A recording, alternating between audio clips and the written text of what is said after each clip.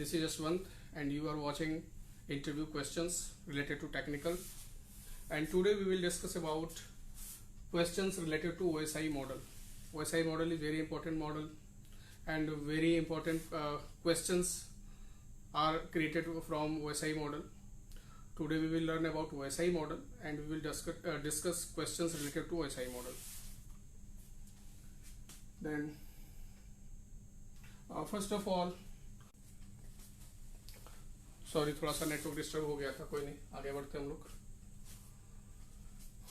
तो question answer discuss करने से पहले थोड़ा सा हम लोग ओएसआई मॉडल से रिलेटेड क्वेश्चंस के बारे ओएसआई मॉडल क्या है पहले ये समझ लेते हैं, फिर उसके बाद उससे रिलेटेड हम लोग क्वेश्चन के बारे में भी डिस्कस करेंगे।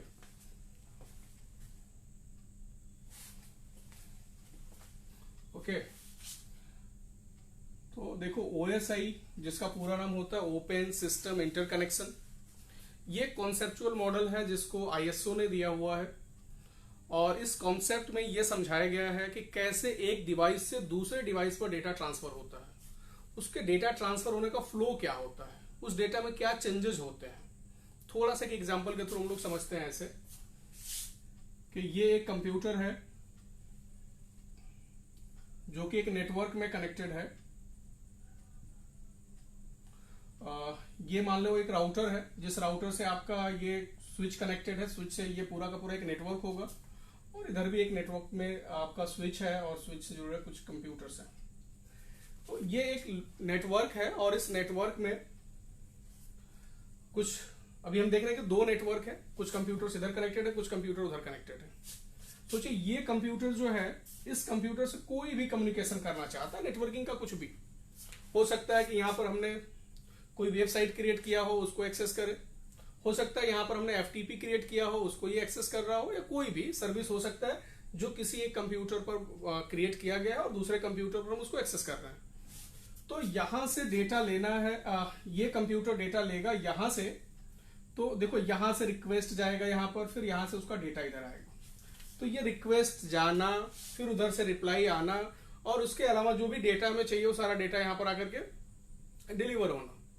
तो कैसे एक डिवाइस से डेटा जो है वो किसी डेस्टिनेशन पर पहुंचता है, उस डेटा में बहुत सारे चेंजेस होते हैं। क्योंकि सोचो यहां से एक डेटा निकल के उधर जाने वाला है तो पहले वो निकल के जाएगा स्विच के पास, तो कुछ ऐसा इंफॉर्मेशन उस डेटा के अंदर होना चाहिए कि स्विच क्या करेगा, उस इंफॉर्मेशन को पहले ले और फिर उसके बाद से वो डिसाइड करे कि कैसे हम इस डेटा को उसके डेस्टिनेशन तक पहुंचा सकते हैं। स्पेशली इसको क्या पता होना चाहिए, कम से कम डेस्टिनेशन एड्रेस तो पता होना चाहिए कि ये कंप्यूटर डेटा कहां पर सेंड करना चाहता है। और ये जो स्विच है ये आपका ओएसआई मॉडल के डेटा लिंक लेयर पे काम करता है और डेटा लिंक लेयर पे काम करने वाले डिवाइसेस जो एड्रेस समझते हैं वो एड्रेस होता है मैक एड्रेस। ठीक है, तो ऐसे ही फिर डेटा स्विच से राउटर के पास होगा और राउटर भी कौन सा एड्रेस समझता है, आईपी एड्रेस को समझता है। मीन्स ये कि जो भी डेटा आपके किसी एक कंप्यूटर से दूसरे कंप्यूटर तक जाएगा तो उस डेटा में बहुत सारे चेंजेस होते हैं, उस डेटा में बहुत सारे इंफॉर्मेशन ऐड करने पड़ते हैं और वो इंफॉर्मेशन ऐड होते हुए, चेंजेस होते हुए वो एक डिवाइस से दूसरे डिवाइस तक पहुंचता है। उससे कोई गलती भी नहीं होती है। सोचो इस कंप्यूटर से मल्टीपल लोग डेटा एक्सेस कर रहे हैं, लेकिन किस कंप्यूटर ने कौन सा डेटा एक्सेस किया है वही डेटा उसको वहां पर मिलता है। क्योंकि इसमें जो डेटा बनते हैं ना, छोटे छोटे पैकेट के फॉर्म में होते हैं और हर एक पैकेट पर अच्छे से एड्रेसिंग की गई होती है कि इसका सोर्स एड्रेस क्या है, इसका डेस्टिनेशन एड्रेस क्या है, ये किस प्रोटोकॉल पे काम करेगा, ये सारा इंफॉर्मेशन, जिससे कि एक डेटा अपने सही डेस्टिनेशन पर आसानी से पहुंच जाए। तो ओएसआई मॉडल में एक्चुअल में जो आईएसओ ने जो इसको डेवलप किया है उसने एक कॉन्सेप्ट दिया कि कैसे एक डेटा जो है एक डिवाइस से निकल के दूसरे डिवाइस तक पहुंचता है। और याद रखिए नेटवर्किंग का बहुत ही इंपॉर्टेंट ये चैप्टर है, टॉपिक है, जिससे ज्यादातर क्वेश्चन आपसे पूछे जाते हैं। एक्चुअल में ये कोई फिजिकल डिवाइस नहीं है या कोई फिजिकली काम करने वाली चीज नहीं है, बट ये लॉजिकल है और कहीं ना कहीं इसका पूरा रिलेशन जो है वो नेटवर्किंग से है। अगर आपको ओएसआई मॉडल नहीं आता है तो आप नेटवर्किंग में बहुत सारी चीजें नहीं समझ पाएंगे, जैसे कि प्रोटोकॉल नहीं समझ पाओगे, कैसे राउटर काम करता है, कैसे स्विच काम करता है, ये आपको समझने में मुश्किल होगा। क्योंकि इन सभी प्रोटोकॉल्स का, डिवाइसेस का ओएसआई मॉडल से रिलेशन है। अब एक एग्जांपल के लिए मान लो हमारा स्विच है, हमें स्विच का वर्किंग समझना है, तो हम इतना जानते हैं कि स्विच जो है हमारा वो डेटा लिंक लेयर पे काम करता है। तो फिर हमें यह समझ में आ जाता है कि डेटा लिंक लेयर पर अगर मैक एड्रेस भी काम करता है, स्विच भी काम करता है, मतलब ये कि स्विच जो है डेटा को पास करने के लिए मैक एड्रेस का यूज करता होगा। वही एक डिवाइस हब होता है, पुराना डिवाइस है, आजकल हम लोग बिल्कुल यूज नहीं कर रहे हैं उसको। अगर यहां पर हब होता तो हमें पता है कि हब जो है वो फिजिकल लेयर पे काम करता है, और फिजिकल लेयर पे काम करता है तो हमारे दिमाग में एक आइडिया जाना चाहिए कि भाई मैक एड्रेस तो डेटा लिंक लेयर पे काम करता है, आईपी एड्रेस नेटवर्क लेयर पे काम करता है, यानी हब जो है वो कोई भी एड्रेस नहीं समझ पाएगा, ना ही मैक एड्रेस ना ही आईपी एड्रेस। और उस केस में हब क्या करता है, जितने भी कनेक्टेड पोर्ट्स होते हैं सारे पोर्ट पर मैसेज को पास कर देता है, जिसको हम लोग बुलाते हैं ब्रॉडकास्ट। तो हब क्या करेगा, ब्रॉडकास्ट करता है, लेकिन स्विच नहीं करता, क्योंकि वो अपने पास एक मैक टेबल क्रिएट करके रखता है। तो कहीं ना कहीं जो जितने भी डिवाइसेज हैं, प्रोटोकॉल्स हैं, वो सब समझने के लिए हमको ओएसआई मॉडल समझना पड़ता है। आप लोग ओएसआई मॉडल के बारे में पढ़ाई किए होंगे, या ओएसआई मॉडल का अलग से सेशन होगा, फिर पूरा का पूरा ओएसआई मॉडल आपको समझाएंगे। आज हम लोग इंटरव्यू क्वेश्चन डिस्कस कर रहे हैं ओएसआई मॉडल पे, तो हम पूरा का पूरा ओएसआई मॉडल तो नहीं समझाने जा रहे, क्योंकि अगर ओएसआई मॉडल समझाया जाए तो पूरा का पूरा 2 घंटे का टॉपिक होता है, अगर ठीक से समझना हो। तो आज अभी हम लोग डिस्कस करेंगे कि ओएसआई मॉडल से रिलेटेड क्या क्या क्वेश्चन पूछे जा सकते हैं। कुछ क्वेश्चन हम लोग डिस्कस करते हैं ओएसआई मॉडल से रिलेटेड।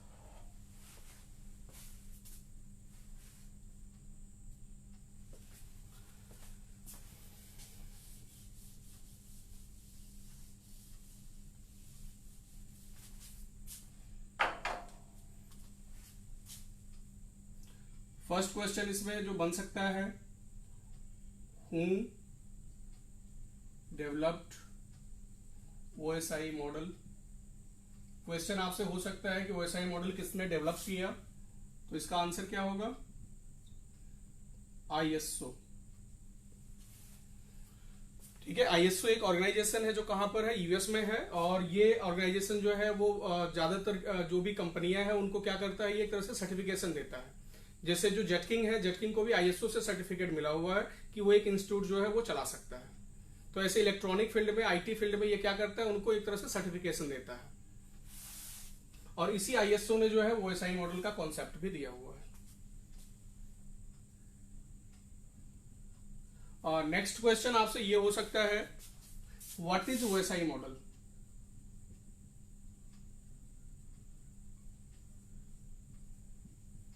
ओके, क्वेश्चन हो सकता है what is OSI model. OSI model क्या है। अभी हमने आपको समझाया कि ओएसआई मॉडल क्या है, एक कॉन्सेप्चुअल मॉडल है, एक कॉन्सेप्ट है जिसमें यह समझाया गया है कि कैसे डिवाइसेस जो है वो अपने डेटा को दूसरे डिवाइस तक सेंड करते हैं, यानी कि 2 डिवाइसेस के बीच में कैसे कम्युनिकेशन होता है, उसी चीज को आपको क्या कर देना है, इधर एक्सप्लेन कर देना है। यानी कि हम लोग बोल सकते हैं कि OSI model is the conceptual model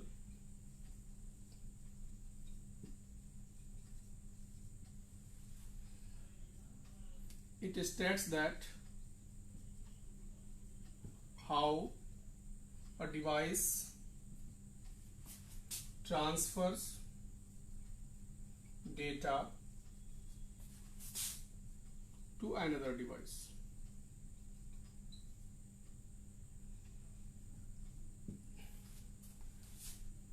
It also describes flow of data. देखो यहां पर यह भी है कि डिवाइस कैसे डेटा को सेंड करेगा, यानी अपने कंप्यूटर में भी पूरा का पूरा एक तरह से समझिए उसका प्रिपरेशन होता है, किसी डेटा को कैसे बाहर भेजा जाए, बाहर भेजना, और फिर रास्ते में डेटा कैसे पहुंचा उस डेस्टिनेशन तक, और उस डेस्टिनेशन पे कैसे जाकर के फिर से डेटा रीअसेंबल हुआ। ये तीनों चीजें इसमें समझाया गया ओएसआई मॉडल में। अपने कंप्यूटर में डेटा को प्रिपेयर करना सेंड करने के लिए, रास्ते में कैसे डेटा पहुंचेगा, और फिर डेस्टिनेशन पे कैसे रीअसेंबल होगा।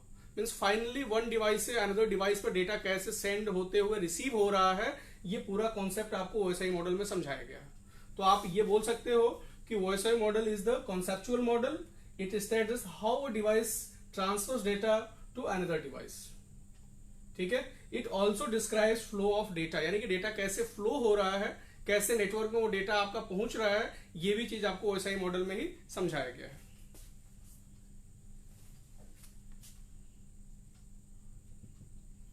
और नेक्स्ट क्वेश्चन आपसे हो सकता है कि how many layers are in OSI model.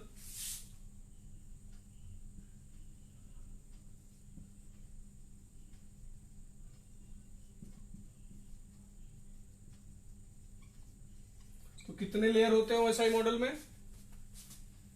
खैर आप लोगों का आंसर तो हम सुन नहीं पा रहे हैं, कमेंट देखना पड़ेगा। हम लिख दे रहे हैं कि कितने लेयर होते हैं, तो आप बोल सकते हो कि there are 7 layer in OSI model. Total कितने लेयर होते हैं? 7 लेयर होते हैं। आपसे नाम भी पूछा जा सकता है, तो आप इस तरीके से उनका नाम बताओगे। फर्स्ट लेयर जो है याद रखिएगा, देखो बहुत सारी जगहों पर जैसे बुक में आप देखते हो ना, तो लिखा हुआ होता है एप्लीकेशन से स्टार्ट किया गया होता है, पर याद रखिए एप्लीकेशन जो है वो फर्स्ट लेयर नहीं है, एप्लीकेशन 7th लेयर है। और हमेशा इसकी जो गिनती होती है वो हम लोग फिजिकल लेयर से करते हैं, यानी कि नीचे साइड से उसकी गिनती करते हैं। तो उस केस से फिजिकल लेयर जो होगा वो हमारा फर्स्ट लेयर होगा। वही सेकेंड लेयर कौन सा होगा? Data link layer. And third layer is network layer.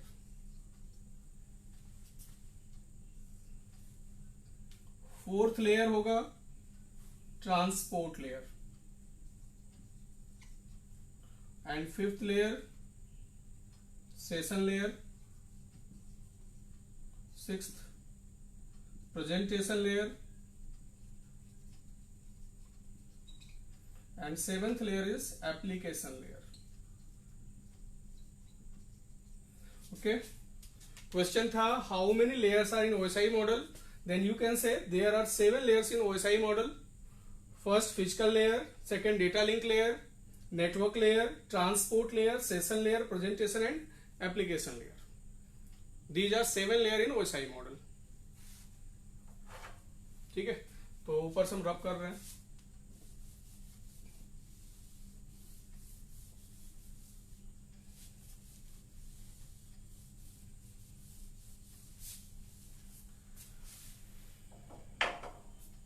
कल कुछ इशू हो गया था, तो अभी एक बार हम चेक कर लें सब कुछ ठीक है। चलिए आज ठीक है।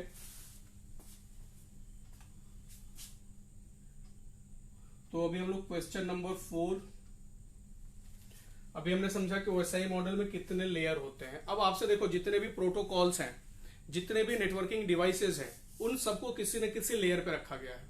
और आपसे क्वेश्चन भी ऐसे पूछे जा सकते हैं, जैसे क्वेश्चन हो सकता है कि tell me 3 application layer protocol. Okay, question हो सकता है आपसे कि tell me 3 application layer protocol, यानी कि 3 एप्लीकेशन लेयर के प्रोटोकॉल के नाम बताइए। बहुत सारे प्रोटोकॉल हैं जो एप्लीकेशन लेयर पे काम करते हैं, आपको पता होना चाहिए जो प्रोटोकॉल्स हमारे एप्लीकेशन लेयर पे काम करते हैं। देखो ऐसे प्रोटोकॉल्स जिनका यूज करके हम किसी फाइल को ट्रांसफर करते हैं, एक्सेस करते हैं या रिमोटली मैनेज करते हैं, ये तीनों काम करने के लिए जो भी प्रोटोकॉल्स हैं उन सारे प्रोटोकॉल्स को कहां रखा गया? एप्लीकेशन लेयर पे। जैसे जब हम कोई भी वेब ब्राउजिंग करते हैं, HTTP, SMTP मेल सेंड करने के लिए, मेल रिसीव करने के लिए POP and IMAP, remote desktop लेने के लिए RDP, कमांड लाइन से किसी कंप्यूटर को या किसी नेटवर्किंग डिवाइस को मैनेज करने के लिए टेलनेट। वैसे टेलनेट जो है बहुत ही कम सिक्योर प्रोटोकॉल है, इसलिए इसके जगह पर आजकल हम लोग SSH यूज कर रहे हैं, सिक्योर सेल।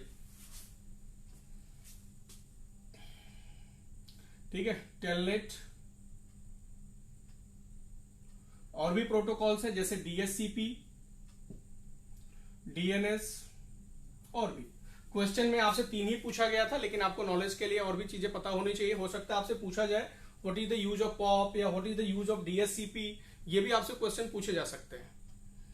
ठीक है, तो ये सारी चीजें आप आगे भी अभी पढ़ोगे, प्रोटोकॉल्स और प्रोटोकॉल के यूज क्या है। अगर यहाँ पर कुछ प्रोटोकॉल्स है इनके बारे में आपको थोड़ा सा एक्सप्लेन करें तो देखो HTTP वेब ब्राउजिंग के लिए, SMTP मेल सेंड करने के लिए, POP मेल को रिसीव करने के लिए और IMAP से भी मेल रिसीव होता है।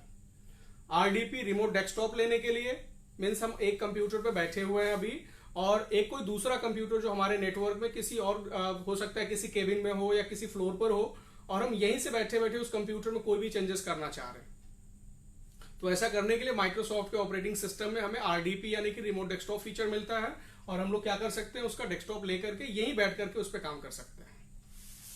टेलनेट रिमोटली मैनेज करने के लिए ये भी है, जैसे आपके कंपनी में राउटर लगे होंगे, स्विचेस लगे होंगे, सर्वर्स होंगे या और भी कंप्यूटर हो सकते हैं, तो उसमें भी आप टेलनेट कॉन्फ़िगर करके और उनका कमांड प्रॉम्प्ट अपने कंप्यूटर पर एक्सेस करके आप यहीं से बैठे बैठे रिमोट मैनेजमेंट कर सकते हो।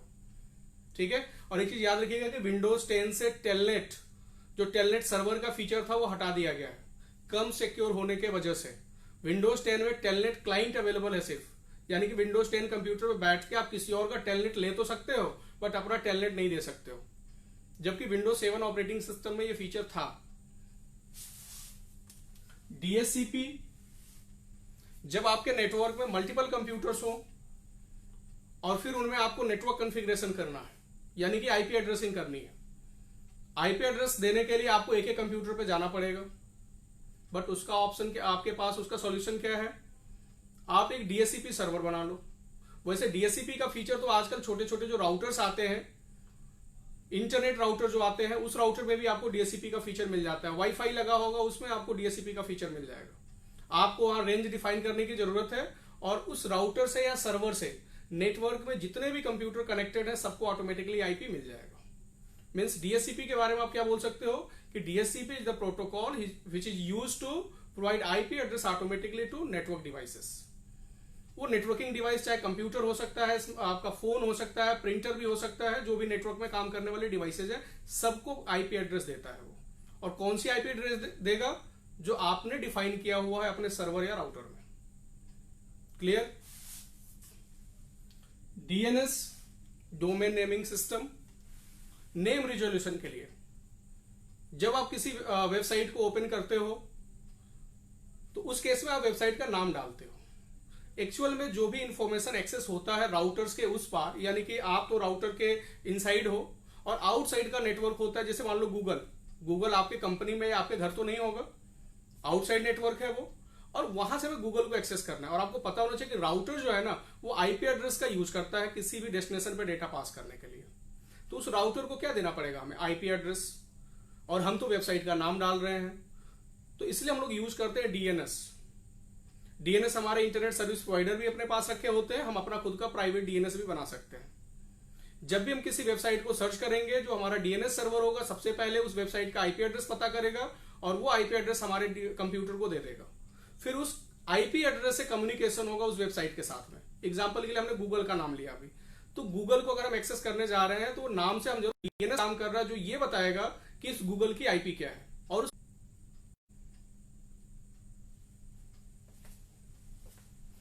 एक्चुअली कुछ नेटवर्क का प्रॉब्लम आ जा रहा है, बार बार डिस्कनेक्ट हो जा रहा है। ठीक है, इसलिए अभी वीडियो कुछ देर पॉज था, कोई बात नहीं, आगे बढ़ते हम लोग। तो अभी हम लोग डिस्कस किए हैं किस पर, कुछ एप्लीकेशन लेयर के प्रोटोकॉल्स, जिसमें हम लोगों ने HTTP, SMTP, POP, IMAP, RDP, telnet, DHCP और डीएनएस के बारे में बात किया हम लोगों ने।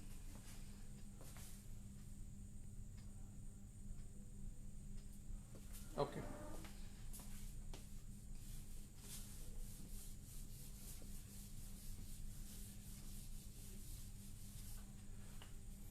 चलो कुछ और क्वेश्चंस हम लोग।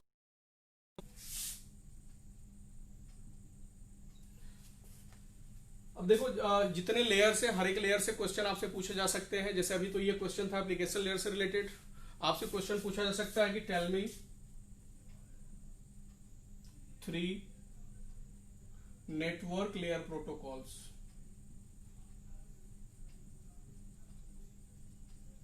यानी कि ऐसे प्रोटोकॉल जो किस पे काम करते हैं, नेटवर्क लेयर पे काम करते हैं। Okay, network layer protocols, ARP which stands for Address Resolution Protocol, Reverse Address Resolution Protocol, Internet Group Message Protocol। ठीक है, these are network layer protocol. अब देखो काम की अगर हम बात करें कि ये किस लिए यूज किए जाते हैं, तो ARP, देखो क्वेश्चन आपसे ये भी हो सकता है ना, अगर जैसे आपने बताया कि ARP, RARP, IGMP, तो नेक्स्ट क्वेश्चन आपसे हो सकता है कि what is the use of ARP and what is the use of RARP। तो आपको ये नेक्स्ट क्वेश्चन का भी आंसर देना पड़ेगा, ठीक है ना। तो आप अभी यहां पर एक एक लाइन में समझ सकते हो कि ईआरपी किस लिए होता है। तो it is used to resolve IP address to MAC address. Clear? जब हमारा डेटा किसी ऐसे डिवाइस पर होता है जो आईपी एड्रेस को समझता है और फिर उस आईपी एड्रेस यानी उस डिवाइस से ऐसे डिवाइस पर डेटा को ट्रांसफर करना होता है जो मैक एड्रेस को समझेगा। एग्जांपल के लिए राउटर और स्विच। राउटर जो है वो हमारा नेटवर्क लेयर का डिवाइस है जिसको आईपी एड्रेस समझ में आता है, और स्विच जो कि डेटा लिंक लेयर का डिवाइस है जिसको मैक एड्रेस समझ में आता है। यानी कि जब कोई भी डेटा राउटर से स्विच तक पहुंचता है तो राउटर क्या करता है, उसमें कुछ चेंजेस कर देता है। चेंजेस से यहां मतलब यह है कि जो उसके अंदर एड्रेसिंग किया गया होता है उस पैकेट के अंदर, वो होता है आईपी एड्रेसिंग, और वो उसको क्या कर देता है, चेंज करके उसके अंदर डाल देता है मैक एड्रेस। ठीक है, तो हम बोलते हैं कि ARP protocol is used to resolve IP address to MAC address. और ये जो आरएआरपी लिखा हुआ है इसका नाम हम लोग अभी समझ रहे थे रिवर्स एड्रेस रिजोल्यूशन प्रोटोकॉल, यानी कि ये एआरपी का क्या है, ये रिवर्स है। ठीक है, रिवर्स से मतलब हम लोग क्या करेंगे इधर मैक से आईपी रिजॉल्व करने के लिए, यानी हम लोग बोल सकते हैं कि it is used to resolve MAC address to IP address. Clear? जब हमारा डेटा हमारे कंप्यूटर से निकल के या स्विच से निकल के राउटर तक जाएगा तो फिर कंप्यूटर्स को क्या करना होता है, जो पैकेट्स हैं उसमें चेंजेस करने होते हैं। यानी कि मैक एड्रेस उसमें ऑलरेडी होता है फ्रेम के अंदर, लेकिन जब पैकेट बनेगा यानी कि जब नेटवर्क लेयर के किसी डिवाइस के पास जाएगा तो उसके अंदर क्या आ जाएगा, आईपी एड्रेस। और इस प्रोटोकॉल का काम होता है आरएआरपी का कि मैक एड्रेस का आईपी एड्रेस वो रिजॉल्व करे और उस पैकेट के अंदर वो चेंजेस करे। और एक प्रोटोकॉल और हम लोगों ने यहां लिखा हुआ है, internet group message protocol IGMP. It is used for multicasting. ठीक है, मल्टीकास्टिंग का मतलब होता है अगर हमारे नेटवर्क में बहुत सारे डिवाइसेस कनेक्टेड हैं और आप कुछ सिलेक्टेड डिवाइसेस पे कोई इंफॉर्मेशन सेंड कर रहे हो तो उसको हम लोग बोलते हैं मल्टीकास्ट। एग्जाम्पल के लिए हो सकते हैं 20 कंप्यूटर हो और 20 में से हम 15 कंप्यूटर को कोई इंफॉर्मेशन सेंड कर रहे हैं तो इसको हम लोग बोलेंगे क्या, मल्टीकास्ट। और जब वही हम 1-to-1 कम्युनिकेशन करते हैं उसको हम लोग बुलाते हैं यूनिकास्ट।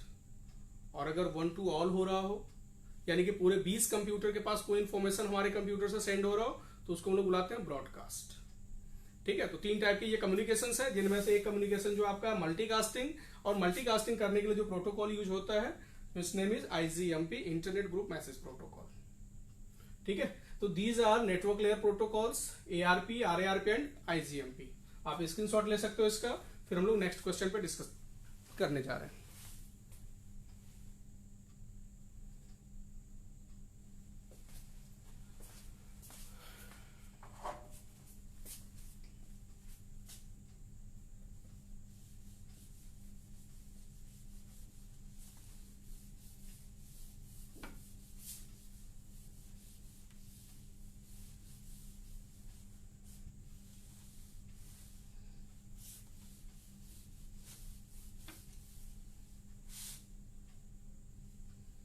चलिए कुछ और क्वेश्चन हम लोग डिस्कस कर लेते हैं। ये आपको क्वेश्चन नंबर 6, 7 अभी इनको डिस्कस करने जा रहे हैं हम। अभी हम लोग एप्लीकेशन लेयर से रिलेटेड कुछ क्वेश्चन देखा, कुछ नेटवर्क लेयर से रिलेटेड, कुछ डिवाइसेस से रिलेटेड भी आपसे क्वेश्चन पूछे जाते हैं। जैसे आपसे ये पूछा जा सकता है कि tell me data link layer devices name, data link layer devices name. यानी कि क्वेश्चन आपसे है कि डेटा लिंक लेयर पे काम करने वाले डिवाइसेस के नाम बताइए। तो देखो डेटा लिंक लेयर जो है हमारा सेकेंड लेयर है और उस पर काम करने वाले जो डिवाइसेस हैं यू कैन से switch, bridge and NIC, network interface card. ये जो डिवाइसेस हैं ये हमारे काम करते हैं किस पे, डेटा लिंक लेयर पे। ठीक है, स्विच का यूज मल्टीपल लैन सेगमेंट को कनेक्ट करना, या हम कुछ कंप्यूटर्स लेकर के और एक नेटवर्क बनाना चाहते हैं तो हम क्या करते हैं, उन सभी कंप्यूटर को स्विच से कनेक्ट कर सकते हैं और वो हमारा एक लोकल एरिया नेटवर्क तैयार हो जाएगा। मल्टीपल स्विच को कनेक्ट करने के लिए भी हम लोग स्विच का ही यूज करते हैं। ठीक है, ब्रिज स्विच का ही बोल सकते हैं, लाइट वर्जन। ये ज्यादातर हम उस टाइम में यूज करते थे जब हम लोग हब का यूज करते थे और हम चाहते थे कि ये कॉलिजन को ब्रेक करे, यानी कि मल्टीपल हब अगर हम लगा रहे होते थे ऐसे ही, अगर ये दो हब है तो इन दोनों को आपस में कनेक्ट करने के लिए हम लोग लगाते थे ब्रिज। क्योंकि आपको हब में पता है कुछ डिसएडवांटेजेस थे, जैसे कि हर एक डेटा को ब्रॉडकास्ट करना, कॉलिजन होना, और कॉलिजन अगर होता था तो अगर ये ब्रिज नहीं लगा है तो इस हब का कॉलिजन इस हब में भी हो जाता था। और कॉलिजन मीन्स ट्रैफिक समझिए सिंपली। तो इधर के प्रॉब्लम क्रिएट होने से इधर वाला भी हब क्या हो जाता था, बिजी हो जाता था। बीच में हमने क्या लगा दिया, ब्रिज लगा दिया।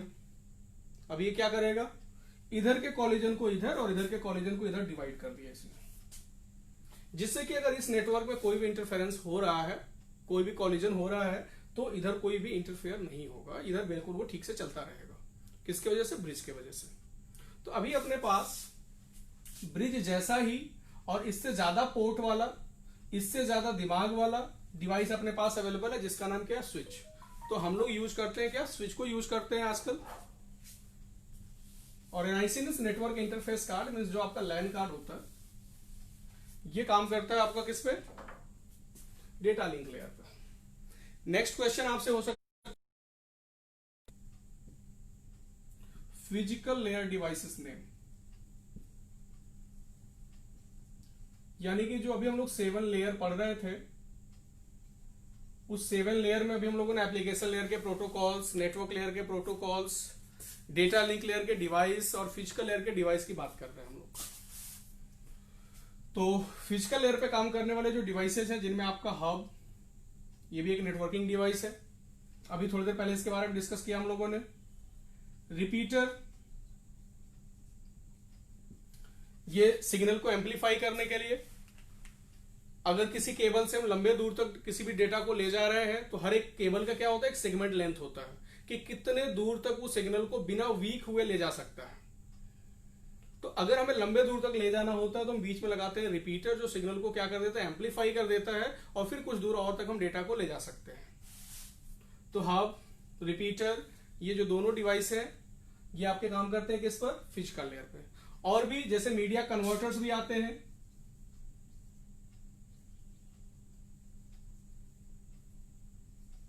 केबल्स, ये सभी आपके काम करते हैं किस पे, फिजिकल लेयर पे। क्लियर, फिजिकल लेयर पे ये सारे डिवाइसेस काम करते हैं। ओके, चलिए कुछ और क्वेश्चन अभी हम लोग डिस्कस करते हैं।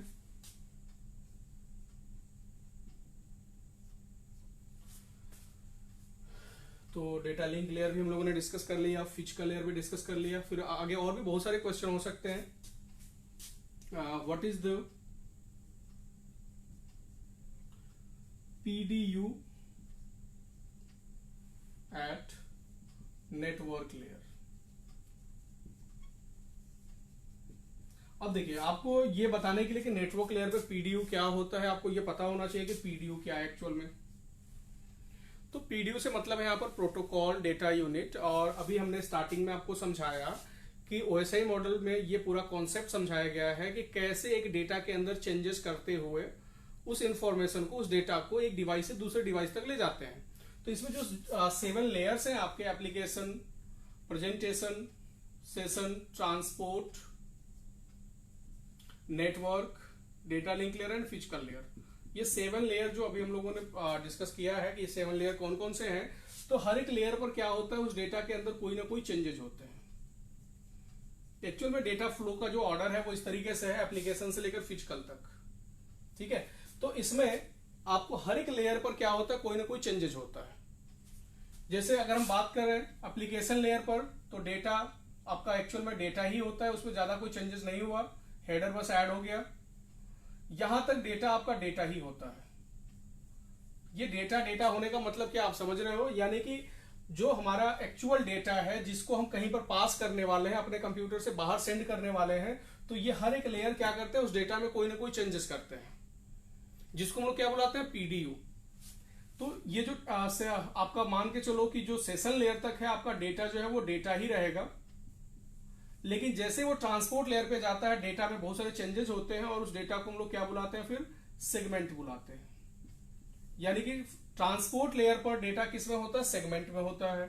वही नेटवर्क लेयर में क्या हो जाता है डेटा, पैकेट। और डेटा लिंक लेयर पर वो डेटा क्या होता है, फ्रेम। फिजिकल लेयर पर डेटा किस फॉर्म में होता है, बिट के फॉर्म में होता है। ओके, तो ये इंफॉर्मेशन आपको याद होने चाहिए, तभी आप इस टाइप के क्वेश्चन का आंसर दे पाओगे। तो आप ये भी नोट कर लेना। और क्वेश्चन था अभी आपसे what is the PDU at network layer, तो आप इसमें से आंसर दे सकते हो कि नेटवर्क लेयर पे पीडीयू क्या है। आप बोल सकते हो कि पीडीयू ऑन नेटवर्क लेयर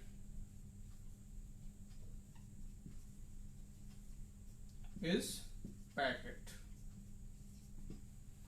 यानी कि नेटवर्क लेयर पे पीडीयू क्या होता है, पैकेट होता है। नेटवर्क लेयर पे जो डिवाइसेस हैं उनके पास जब डेटा पहुंचता है वो किस फॉर्म में होता है, पैकेट के फॉर्म में होता है। क्वेश्चन आपसे ऐसे हो सकता है कि विच layer is responsible for encryption, यानी कि किस लेयर पर इनक्रिप्शन होता है। तो इसका आंसर होगा प्रेजेंटेशन लेयर, इनक्रिप्शन। और वैसे जानकारी के लिए आप ये भी याद रखिए कि इनक्रिप्शन के अलावा और क्या क्या होता है वहां पर।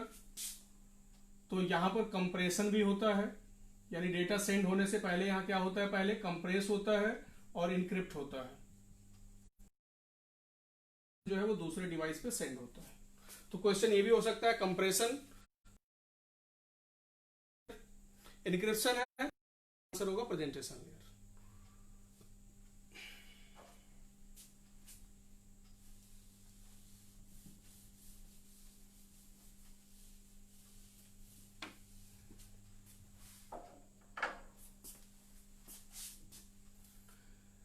तो अभी क्वेश्चन किससे निकल आया, प्रेजेंटेशन लेयर से।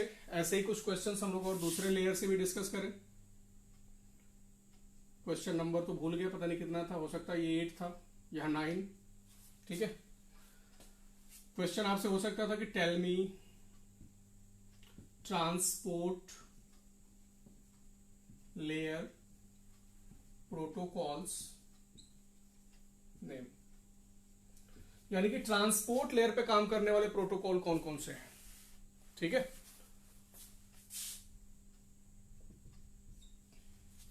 तो जनरली जो दो प्रोटोकॉल्स हैं, एक है आपका टीसीपी एंड यूडीपी।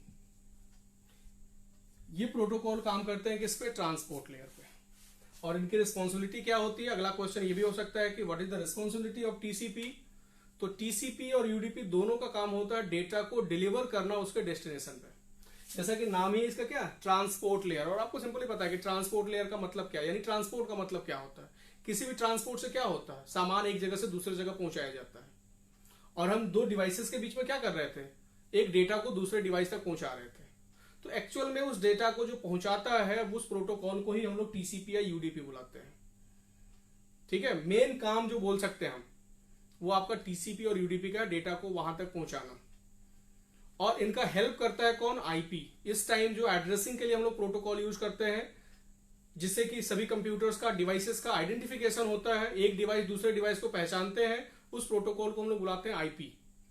तो आईपी और टीसीपी या आईपी और यूडीपी ये दोनों मिलकर के क्या करते हैं, डेटा को उसके डेस्टिनेशन पे पहुंचाते हैं।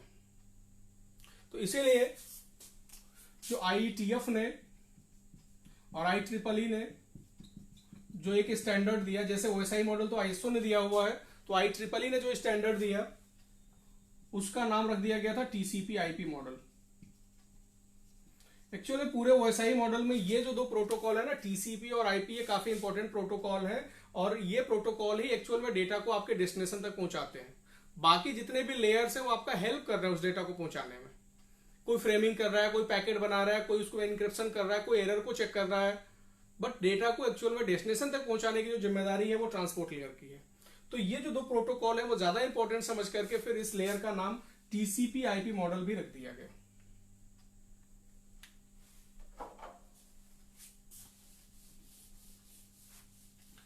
देखो नेक्स्ट क्वेश्चन आपसे ये भी हो सकता है, थोड़ा सा डीपली आपसे क्वेश्चन पूछा जाए।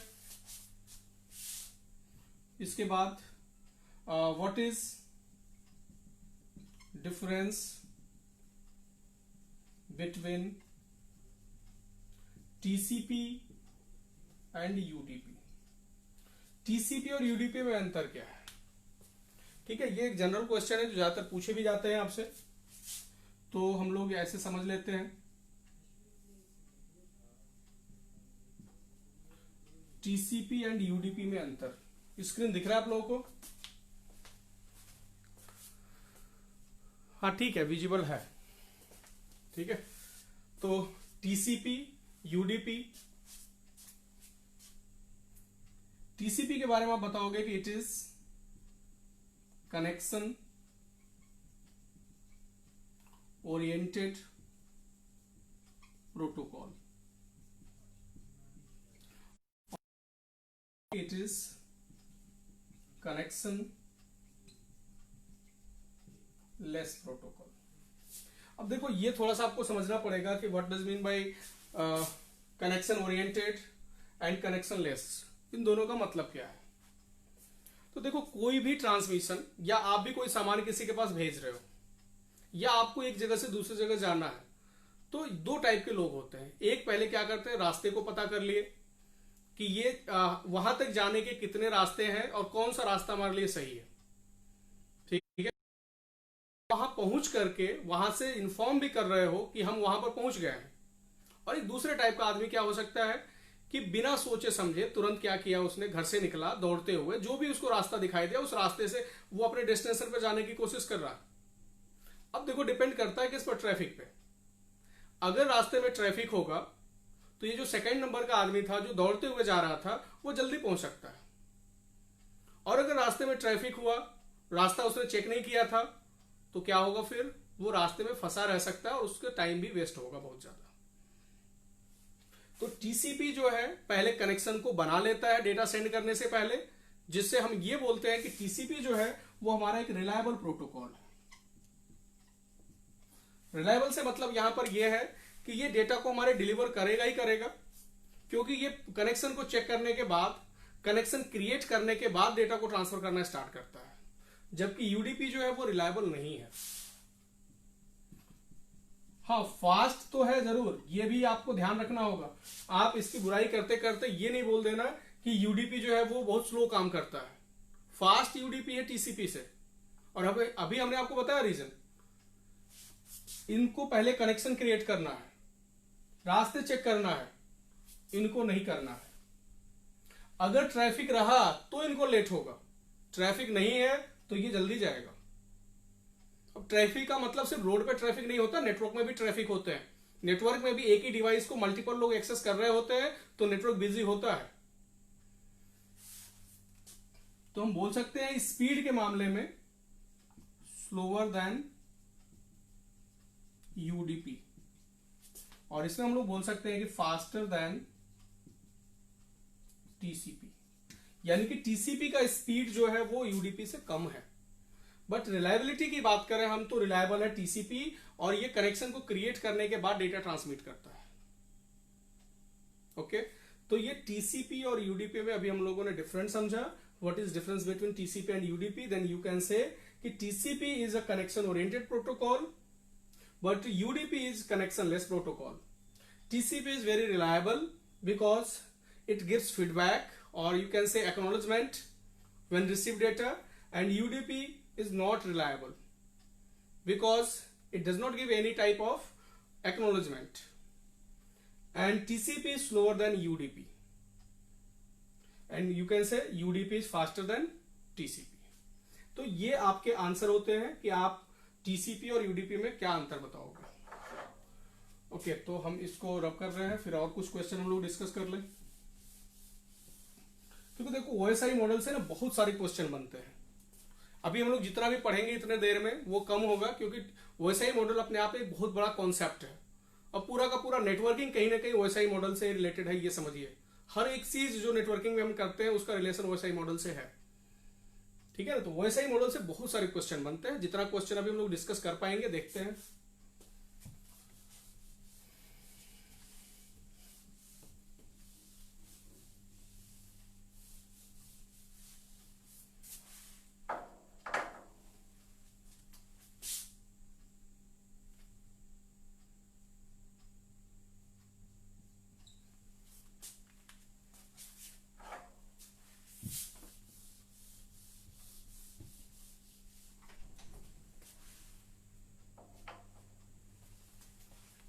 ठीक है, तो आगे बढ़ते हैं हम लोग। अभी ट्रांसपोर्ट लेयर का दो प्रोटोकॉल, टीसीपी और यूडीपी हमने समझ लिया, और कुछ प्रोटोकॉल्स और भी थोड़ा हम लोग डिस्कस करते हैं, और कुछ लेयर के बारे में भी। अभी कौन से लेयर से हम लोगों ने एक भी क्वेश्चन नहीं किया? सेशन लेयर से। तो हम लोग यहां पर क्वेश्चन बना सकते हैं, which layer is responsible for synchronisation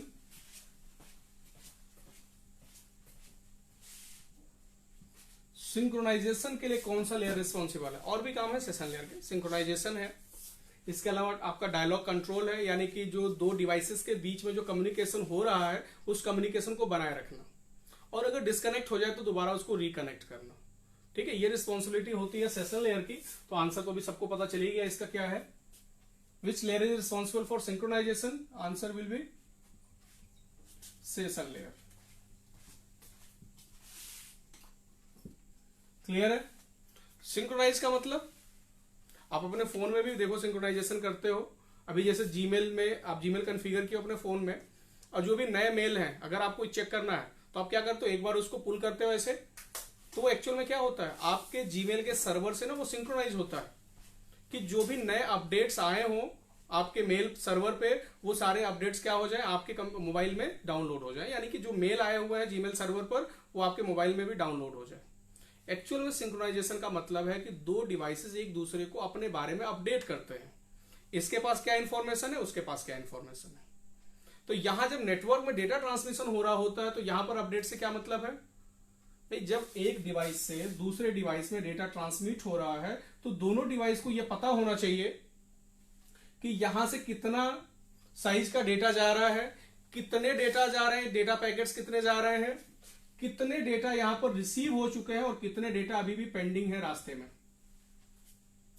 ये दोनों डिवाइसेस को पता होना चाहिए। आप जनरली देखते हो जब नेटवर्क में आप कॉपी करते हो एक कंप्यूटर से दूसरे कंप्यूटर पे, तो आपको प्रोसेस जो भी उसका होता है स्टेटस दिखाई दे रहा होता है कि इतने जीबी का डेटा था, इतना ट्रांसफर हो चुका है, इतना बचा हुआ है। और ये बताने के लिए जो रिस्पॉन्सिबल है वो आपका सेशन लेयर है, क्योंकि वो दोनों डिवाइसेस के बीच में सिंक्रोनाइजेशन करता है, चेक करते रहता है दोनों को कि आपका जो डेटा है वो कितना वहां पर डिलीवर हो चुका है।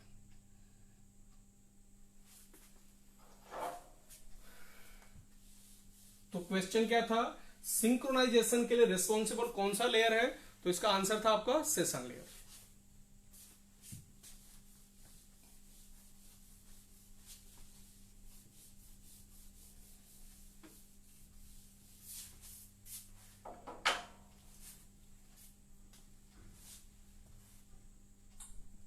नेक्स्ट क्वेश्चन आपसे हो सकता है, which layer is responsible for routing? ठीक है, राउटिंग के लिए कौन सा लेयर रिस्पॉन्सिबल है? तो राउटर किस लेयर पे काम करता है? नेटवर्क लेयर पे काम करता है। अभी हमने बताते टाइम कई बार बीच बीच में नाम लिया कि देखो राउटर जो है आईपी एड्रेस को समझता है और ये नेटवर्क लेयर पे काम करता है। तो जब राउटर काम करता है नेटवर्क लेयर पे तो राउटिंग भी होगा नेटवर्क लेयर पे। तो आपका आंसर होगा राउटिंग इज डन एट कौन सा लेयर? Network layer. ठीक है, राउटिंग कहां पर होता है? नेटवर्क लेयर पे होता है। आप और भी बता सकते हो उसको कि router works on network layer. यानी क्वेश्चन राउटिंग के अलावा आपसे राउटर का भी हो सकता है कि राउटर किस लेयर पे काम करता है, तो आपका आंसर क्या होगा, नेटवर्क लेयर।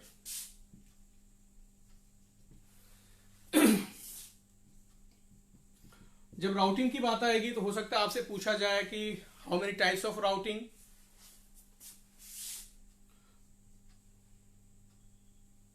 यानी आपसे क्वेश्चन पूछा जा सकता है how many types of routing are, कितने टाइप के राउटिंग होते हैं, तो आपका आंसर होगा static, dynamic and default routing. Actual में थोड़ा सा आप यहां ध्यान दीजिएगा कि जो डिफॉल्ट राउटिंग है वो भी एक टाइप का स्टैटिक राउटिंग ही होता है, बस इसमें हमें डेस्टिनेशन रूट के बारे में नहीं पता होता कि हम किस रूट के लिए राउटिंग करने जा रहे हैं। यहां पर एक्चुअली हम लोग क्या करते हैं ना, 0.0.0.0 ले लेते हैं, यानी कि सभी रूट की राउटिंग हो जाती है इस पे। बट यहां भी हम लोग जाकर के खुद रूट डिफाइन करते हैं कि इस रास्ते से हमारे पैकेट को बाहर पास करना है, और स्टैटिक राउटिंग में भी यही करते हैं हम। तो जनरली आपको बहुत सारी जगहों पर दो ही टाइप मिलेंगे, स्टैटिक एंड डायनेमिक। कहीं कहीं पर आपको डिफॉल्ट राउटिंग भी मिल सकता है, तो अगर आप डिफॉल्ट राउटिंग बता रहे हो तो आपको अलग से इसका आंसर देने के लिए तैयार रहना पड़ेगा, क्योंकि क्वेश्चन आपसे पूछा जा सकता है कि what is different between default routing and static routing. तो स्टैटिक राउटिंग में आपको डेस्टिनेशन रूट पता होता है कि किस नेटवर्क पर आप डेटा भेजना चाहते हो, जबकि आपको डिफॉल्ट राउटिंग में डेस्टिनेशन रूट नहीं पता होता है। बट दोनों ही एडमिनिस्ट्रेटर डिफाइन करता है उनका रूट, वाया भी एडमिनिस्ट्रेटर डिसाइड करता है कि जो पैकेट्स होंगे हमारे राउटर से वो किस रास्ते से होकर के जाएंगे दूसरे राउटर तक। और कहीं पर भी सिर्फ राउटिंग में ही नहीं, आपको बहुत सारे ऐसे आंसर्स देने होंगे जहां पर स्टैटिक और डायनेमिक वर्ड यूज करते हो आप, जैसे आईपी एड्रेसिंग में भी स्टैटिक एंड डायनेमिक। तो स्टैटिक का मतलब सिंपली आप ये समझेंगे जो चीजें मैनुअली किया जा रहा हो, जो फिक्स हो, जिसको एडमिनिस्ट्रेटर खुद डिसाइड करता है कि इसको मैं कैसे करना है। जबकि डायनेमिक से मतलब क्या है, जो चीजें चेंज होती हो, यानी कि बदलने वाला। तो डायनेमिक में एक्चुअल में क्या होता है कि एक एडमिनिस्ट्रेटर को सिर्फ राउटिंग प्रोटोकॉल डिफाइन करने की जरूरत होती है कि कौन सा राउटिंग प्रोटोकॉल इस राउटर पे काम करेगा राउटिंग करने के लिए। रूट नहीं डिसाइड कर सकता एक एडमिनिस्ट्रेटर, रूट डिसाइड करने की जिम्मेदारी उन राउटिंग प्रोटोकॉल्स की होती है जो डायनेमिक राउटिंग करने के लिए यूज किए जाते हैं। ठीक है, तो आपसे क्वेश्चन था कि कितने टाइप के राउटिंग राउटिंग कितने टाइप के होते हैं, तो आप बोल सकते हो कि static, dynamic and default routing होते हैं। इससे रिलेटेड और भी क्वेश्चन आपसे पूछे जा सकते हैं। हो सकता है आपसे ये पूछ दें कि tell me some dynamic routing protocols. वैसे इस टाइप के जो क्वेश्चन है वो समझिए आपका एक सीसीएनए लेवल का क्वेश्चन है। सीसीएनए में ये सारी चीजें आपको पढ़ाई जाती हैं, जो Cisco certified network associate certification जो सिस्को का होता है लेकिन है नेटवर्किंग से ही चीजें रिलेटेड, इसलिए इसमें भी क्वेश्चन आपसे पूछा जा सकता है। डायनेमिक राउटिंग प्रोटोकॉल्स, बहुत सारे प्रोटोकॉल्स हैं, आप नाम दे सकते हो RIP, routing information protocol, EIGRP, OSPF, BGP, these are routing protocols। Hence answer क्या हुआ आपका, क्वेश्चन था tell me some dynamic routing protocols and your answer is there are many types of routing protocols like RIP, EIGRP, OSPF, BGP and more. और भी routing protocols है, IS है आपका, OSPF का भी नया वर्जन आ गया है, OSPF वर्जन 3, BGP का BGP4, RIP का RIP NG, ये इनके नए वर्जन है जो IP वर्जन 6 के साथ काम करते हैं। और ये जो प्रोटोकॉल्स के नाम यहाँ लिखे हुए हैं IP वर्जन 4 के साथ काम करते हैं। तो ये सभी राउटिंग प्रोटोकॉल्स हैं। अगर वो इतना डीपली आपसे पूछते हैं कि what is the next version of OSPF, then you have to say OSPF version 3, RIP का RIP NG, ठीक है, ये सभी आपके कॉल्स हैं। ठीक है, तो अभी हम लोगों ने काफी क्वेश्चन पे डिस्कस कर लिया। आज हम लोगों ने लगभग 13 क्वेश्चन पे डिस्कस कर लिया जो OSI मॉडल से रिलेटेड थे। कल हम लोग नेटवर्क ट्रबल शूटिंग से रिलेटेड क्वेश्चन पे डिस्कस करेंगे। ओके, तो आज हम क्लास ओवर कर रहे हैं। जय हिंद।